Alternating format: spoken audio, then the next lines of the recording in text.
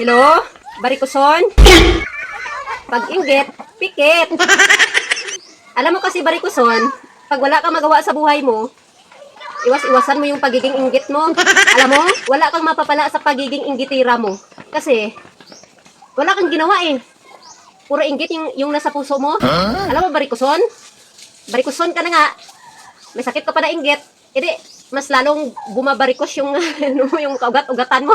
Ay, naku, Barikuson. Alam mo kasi, pag inggit lang yung pinapairal mo, walang mangyayari sa buhay mo. Alam mo kasi, pag may inggit ka sa kapwa mo, mabigat sa kalooban yan. Hindi ka mag-successful niyan kasi puro inggit lang yung pinapairal mo eh.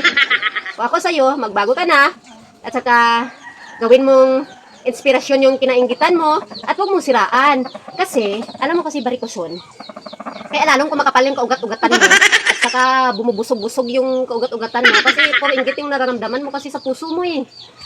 Ha, Barikuson ha? Naintindihan mo yung sinasabi ko? Naririnig mo, Barikuson? Yun naman pala eh. Kaya nga, di ba, sinasabihan kita na pag-inggit, pikit. O sige na, sana magbago ka na. At saka wag ka na mainggit sa kapwa mo. Gawin mo na ng inspirasyon. Okay ba yun? Okay, sige.